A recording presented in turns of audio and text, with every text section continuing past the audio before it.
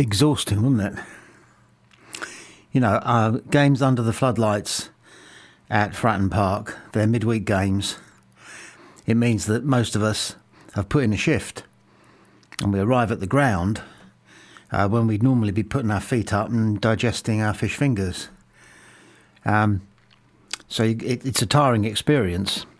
The weather's starting to get a bit chilly. That means we're having to wear a heavy coat and, and we go a goal up and that is so exhilarating.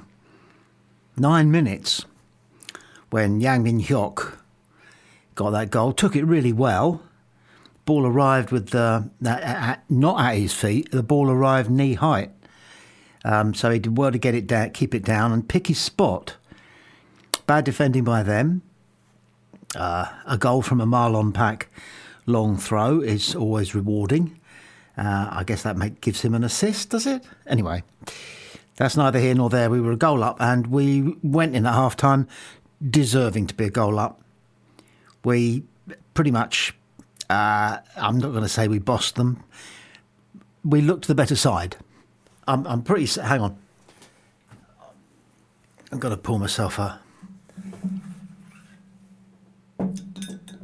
well-earned beer. We were the better side in the first half, yeah. I'm certain of that, and I'm certain that elsewhere where the game is reported up, and I'm sure you agree with me, gentle Pompey Sound listener, we were the better side in the first half. So much so that there was almost a sense of, well, we've just got to turn up for the second half and there's 3 points in the bag. Let's keep a clean sheet. If it's another 1-0, so what? We'll take 1-0 any day of the week. But then they came out for this. Let's go on to the second half, because that's when it all kicked off, really.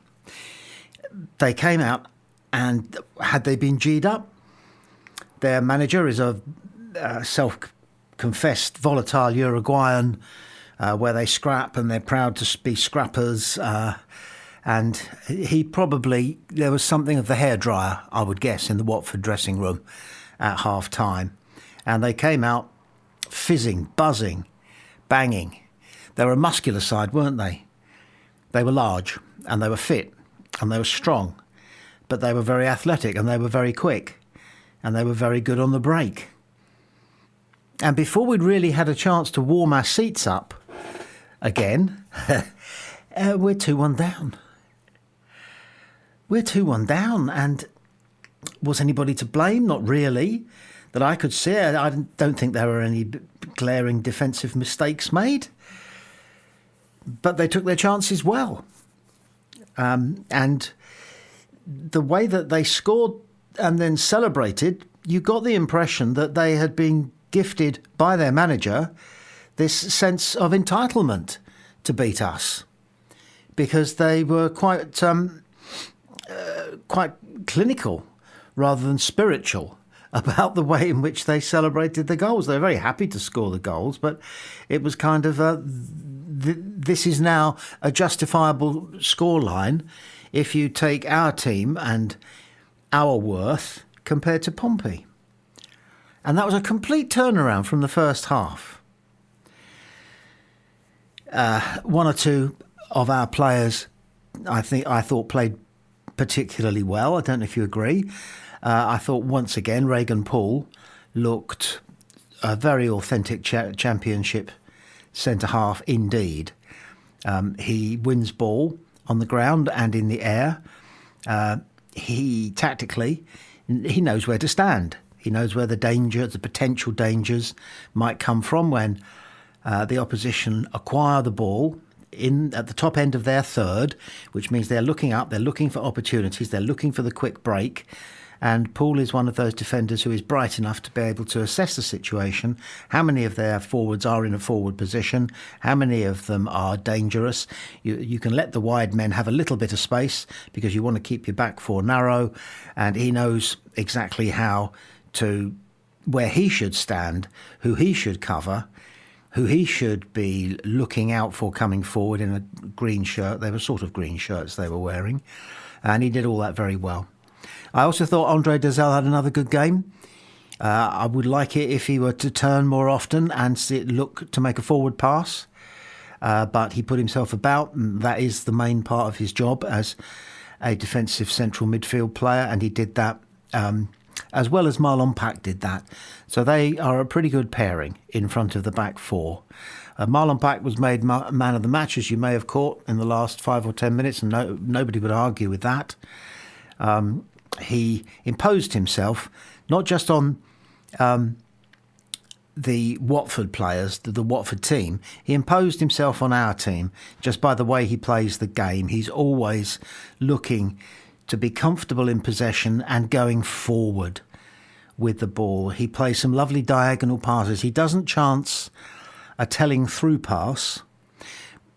I'll come to the players that we've got who should be looking to make telling through passes in just a second, but I'll preempt that by saying I was a little bit disappointed again with Chaplin and with Swift, but we'll come on to that in just a second. At the moment we're patting Marlon Pack on the back, as we do so often. He was an excellent captain, and he played the game just that he played the game that we needed somebody in a blue shirt to play. He did for the last 10 minutes, didn't he, against Ipswich, and he did it for the full 96 minutes today. He was far more dangerous than just those long throws, but they really did seem to catch Watford unawares, and they struggled with them, didn't they? And it's good to see that, because that then becomes a potent weapon of ours. Bishop remains the target man for long clearances, corners, I suspect, and long throws, and he does a good job of getting his head on the ball first. But if there was something that was lacking for me today, and again, I don't know if you agree with me, I'll give you our email address if you want to add a comment. He doesn't have anybody who can feed off him winning those balls, those longish and long balls. Now, it's a fairly common thing in football for the target man to insist that the person who's going to feed off him getting to the ball first should be no more than 10 feet away from him when he actually gets the ball. So the ball comes flying through the air. If it's come from a long way back, then somebody, a colleague of the number 9, the target person, has enough time to get within 10 feet of the person who's going to try and win that ball first from their centre half. He then gives a little glance to see where is the guy who is coming to receive the knockdown or the knockback, and makes it his job to make that happen. And that doesn't seem to be happening. Bishop is getting the ball and there's nobody within 10, 20 yards of him, and it needs to be somebody closer, somebody who catches his eye line, somebody who says, "I'm here, boss, knock it down to me, give it to me." And that is such a logical thing to be doing when you have a centre forward or a lone striker, whatever you want to call Colby Bishop, when he is so successful at getting his forehead or his chest. Sometimes he even manages to get it down towards his own feet, those long balls. He's that good at shielding, but we have to have somebody supporting him so that we can then take it on from there, because at the moment Bishop is getting that first touch and then the opposition are recovering possession. So I think that's something really important for us to think about. Now, we've got 2 players who have the ability and the experience and the knowledge and the skill to be able to thread telling passes through forward. I mean, going directly forward, not just decent telling passes wide, where you have men lurking wide who aren't being closely marked, but you're looking for players who can thread the ball through, going forward and splitting a defence, or giving a forward a ball that they can run onto if they have the speed. And speed isn't Colby Bishop's main credential, but he's not slow. And if the ball is right, then there are things he can do with it. And we have 2 men who can do that, 2 men who can also support Colby Bishop when the ball comes a long distance to him and he gets his head on it first, and that is Connor Chaplin and John Swift. Now, when we acquired these 2 players, we were absolutely cock-a-hoop because we were getting quality players who are far from past their sell-by date. They can't even see their sell-by date. It doesn't have to be printed on their backsides because it's so far off. So we thought to ourselves, OK, well, we're going to have not one but two quality players, championship quality players, with plenty of experience at the higher levels of English football. In the case of Chaplin, the highest level of English football. And we're going to have not one but two of them. And so we should be all right for players who can spread the ball around into telling areas, making piercing through passes, but also knowing how to feed off the excellent Colby Bishop's shielding tactics when the ball is coming through to him. And it's not happening. Am I wrong? It's not happening. Connor Chaplin, John Messina welcomed him back to the side after being unavailable against Ipswich, saying how much he has brought to the club, not just on the pitch, but also in the changing room. But we aren't seeing it on the pitch, are we? And we haven't been seeing it much on the pitch since he's arrived. We've been seeing far more of another new arrival, SEGACIC, and we'll get on to him in just a second, because didn't you think he was more than outstanding when he came on? He was. Let's do him for a second, because it's nicer to be positive than it is to point out things that could be better. SEGACIC is now back to being the player that he was the first couple or three games that he played for us, when he was new and he was fresh and he was keen and he was busy and he was the Duracell bunny and he was scoring goals with that. He really kicks the ball hard when he shoots with his left foot, doesn't he? And if he can see the goal, he will shoot. You know, to heck with your assists. Nice to get a few assists, even nicer to get a few goals, and he's getting goals. Is he our top scorer now? Must be. By a distance, I think. But before we get on to SEGACIC in full, let's just wonder, shall we, how we can get the best out of Chaplin and Swift. I mean, if I was a conspiracy theorist, I would hark you back to the days of Steven Gerrard and Frank Lampard playing central midfield, kind of number 10s for England. Both of them were world-class players. But they kind of got in each other's way, somehow. I don't think there was any falling out between them. If there was, it was never reported. And I'm certain that there is no falling out between Chaplin and Swift. Absolutely certain of that. I mean, all four of the people I'm lumping together here are perfectly good professional footballers and decent guys. So there's no rift or anything going on. But you just wonder if a team can have one too many, if they've got two players who can do what Lampard and Gerrard could do and what Chaplin and Swift can do, albeit on a slightly smaller stage, of course. But if you've got two of them who can do more or less the same job, then you just begin to wonder what happens. Do they negate each other? Do they get confused about which of them is the number 10 guy? They do seem to be similar players in lots of ways. They have the skill sets. They have matching potential, similar physiques. It's a mystery to me, and that's why I'm glad I'm not a football manager, because John Messina's got to sort it out. And no doubt he will. No doubt he will. But it can't come too soon. We got a point against Watford, and I remember elsewhere on Pompey Sound discussing the possible outcome of the Watford midweek match, hearing the prediction that it would be a draw, and agreeing that, in actual fact, bearing in mind the last two or three matches and the results, well, we'd take a point, because we could start to build on that point. And quite a few commentators immediately at the end of the game were saying this: it's nice to break the losing streak. And it's easy to forget that we had actually lost, is it 3 in a row? And that streak is over. We've got ourselves a point. And psychologically, and we've said this often, but it's such a truism, I'm amazed it's not more understood and celebrated.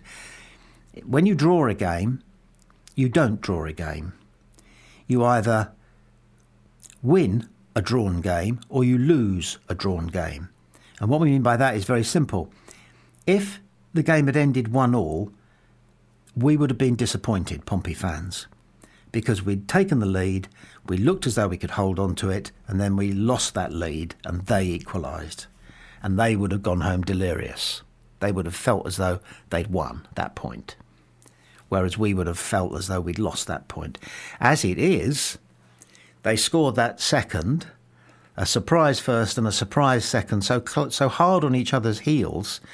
I think one of the commentators said there's an awful lot of Pompey fans who still haven't taken their seats for the second half, and they're going to be asking the people around them, is that scoreboard right? We did hear a bit of minor cheering. Is it really 2-1 to them? Yes, it was. But the substitutions, and before we round off on SEGACIC, the substitutions worked really well. Blair got a lot of the ball, couldn't do anything telling with it, but he was full of endeavour and good intent, and he was courageous enough to try to make a go of it. Most of the times when he had the ball, there were occasions when he was, heading into a blind alley. There were two men on him, I noticed. A lot of the times, as soon as he got the ball, there were two men closing him down. Whether that indicated that, whether that was an afterburn of the possibility that they'd be playing Josh Murphy down the left, down our left, and so they'd already got that plan to double up on our left winger. Blair looked as though there were occasions when he maybe merited that kind of attention. So I'd give him a very strong 7 out of 10 for the Watford game. That's Blair. But Segs nearly gets a 10, doesn't he? He came on and he did what Marlon Pack did. He kind of went one better than what Marlon Pack did when he came on against Ipswich, because Segs actually got the goal that accorded us a point. And he meant it, didn't he mean it? That little almost childlike gallop that he did, and then jumped into midair and sort of did an air stride in midair was awkward. He was that elated and pumped up. And the chest thing that he did with, I think it was Dazelle, he could have done himself an injury, because Dazzelle's a different weight. I mean, if they were boxers, it would be a heavyweight versus I'm not even going to say light heavy, I'd say a middleweight, really. But anyway, he hit that ball. It was near post. It beat the keeper for pace and accuracy. He knows where the corner of the goal is, and that is such an important quality in somebody who wants to score goals, to know where the corner of the goal is. Too many top professionals still strike the ball in the general direction of the goal, hoping that they'll miss-hit it slightly so it will go into one corner or another. They don't mind which. And your quality strikers, people who score lots of goals, pick out one or other of the corners of the goal in their mind as they're delivering the strike. And it seems to me as though SEGACIC has got that ingrained in him. So it was a terrific goal, and well done to him. But well done to Messino for him being on the pitch. Messino made some fantastic substitutions during our title-winning season in League One, and against Watford he made some more excellent substitutions, and it came off. Goodness knows what he must have been thinking when, for the bulk of the second half, we were 2-1 down, having been 1-0 in the lead. And we deserved to be 1-0 in the lead going in at half-time. But halfway through the second half, frankly, we did deserve to be 2-1 down, because they were kind of running the show. And they knew it, and it looked as though we knew it. And there was a possibility that there was that mentality of, amongst the Pompey players, that mentality of, well, we're better than this, but somebody else can have a go at doing it, because it's going to take a brave person to try and go round somebody with the ball, or to overcommit to a 50-50 and risk a yellow, or to go in all guns blazing for an aerial duel and risk ending up looking like Ogilvy did the other day against, it was Southampton, wasn't it? But we didn't have a player who was doing that until the second half really began to bite. SEGACIC came on and showed us how. And I think he lifted the integrity That's to say the commitment integrity. I don't mean the honesty or anything. The commitment integrity of the Pompey players, and it rubbed off on them. So that when he equalised, I think it was more likely that if anybody was going to go on and get the third goal, it did look like us. Although they remained pretty potent on the break, didn't they? So marks out of 10 for our performance. I've just given. I know it's name droppy of me, but I've just had a text from one of the Messino family who is abroad and unable to watch the game. And he texted me and just said, "How was it?" And I texted back 7 out of 10.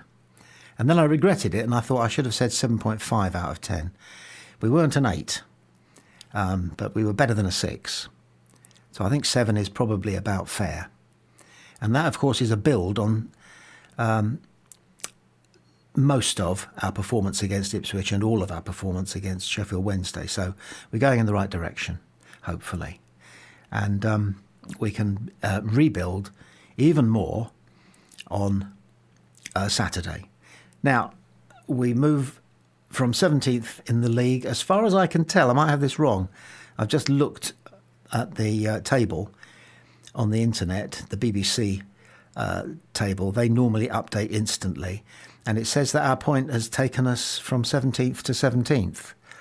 I can't quite see that, but I'm not going to argue with it. It may turn out that in the morning they were a bit late in updating.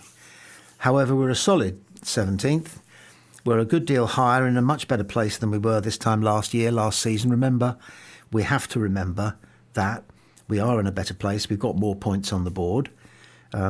What we need to do is to start rebuilding the confidence that we had from the results at the start of this season, and the confidence that we had once we had secured survival last season, and the super confidence that we had having collected the title to League One the season before that. So we need to keep the build going. We need to keep the momentum going. How we do that, I wish I knew.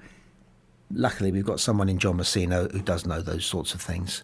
So good luck to him. All in all, yeah, I don't know about you. radiopompey@gmail.com is our email address. You can bang off an email on your phone or whatever if you get a moment with your thoughts on the game and your thoughts on what I've had to say about it.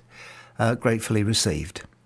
So until tomorrow night, when we resume our usual nightly news bulletin, 10-15 minutes of the very latest news from Fratton Park, accompanied by some colourful, hopefully, opinion. And that'll be in 24 hours' time. Until then, good night, sleep tight.